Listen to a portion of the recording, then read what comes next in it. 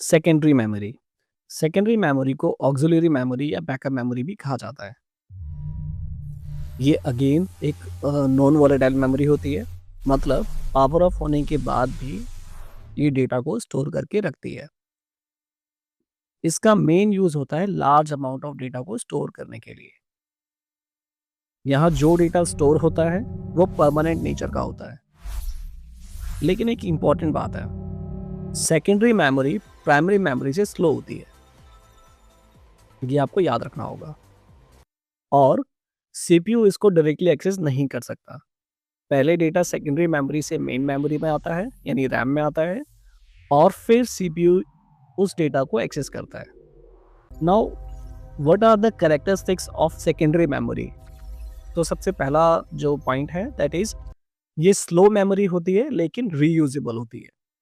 ये रिलायबल और non volatile memory है।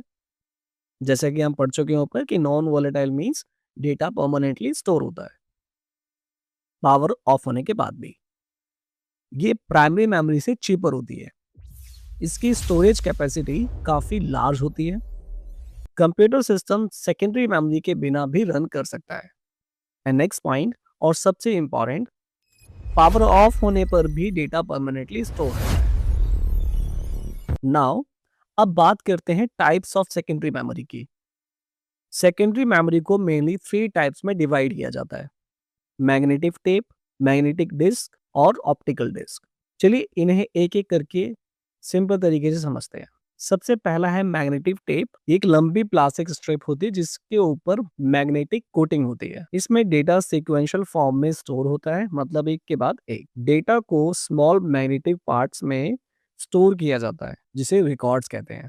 इसकी खास बात यह है, इसको आप फॉरवर्ड, बैकवर्ड या रिवाइंड कर सकते हो, लेकिन डेटा एक्सेस करने में टाइम लगता है क्योंकि ये सीक्वेंशियल होता है। इसलिए ये ज़्यादातर बैकअप और आर्काइवल स्टोरेज के लिए यूज होता है। सेकंड पॉइंट है मैग्नेटिक डिस्क। ये एक सर्कुलर डिस्क होती है जो मेटल या प्लास्टिक की बनी होती है और मैग्नेटिक मटेरियल जैसे कोटेड होती है। इसमें डेटा ट्रैक्स और सेक्टर्स में स्टोर होता है।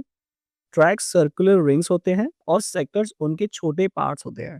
मैग्नेटिक डिस्क का सबसे कॉमन एग्जांपल है हार्ड डिस्क, जो कि जनरली हम देखते हैं अपने सीपीयूज या फिर लैपटॉप में। हार्ड डिस्क बेसिकली कंप्यूटर के अंदर एक परमानेंटली लगी होती है, इसको इजीली रिमूव नहीं किया जा सकता। ये फास्टर होती है मैग्नेटिक टेप से और डेटा को डायरेक्ट एक्सेस यानी रैंडम एक्सेस कर सकती है। और लास्ट है ऑप्टिकल डिस्क। ये एक लेजर बेस्ड स्टोरेज डिवाइस होती है।